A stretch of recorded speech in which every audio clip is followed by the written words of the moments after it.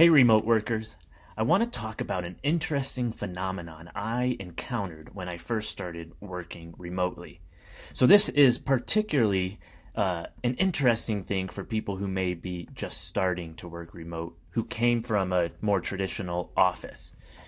So, I worked the first 3 years of my current job mostly on site, and people would often invite me to meetings. So, this first part of the curve represents the number of meetings I had while I worked in the traditional office. Then I went remote full time, and what I noticed is the number of meetings I was invited to dropped off.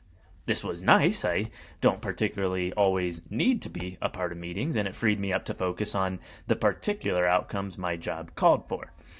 But over time, this interesting thing happened. Not only did people in my office start to realize, oh, I can just invite Joel to a video call.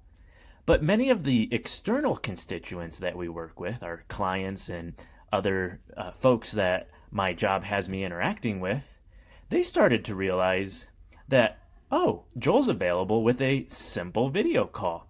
And I noticed that the number of video calls and meetings that I was a part of started to increase.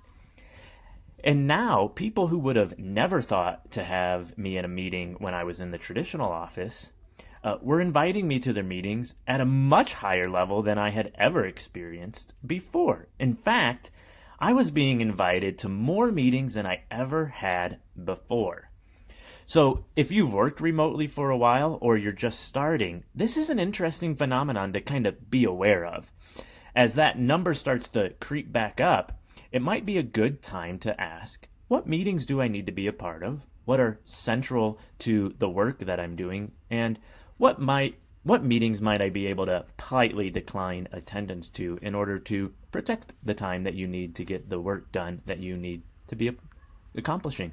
So, an interesting little phenomenon I experienced, and maybe one that will help you as you embark on this remote work journey.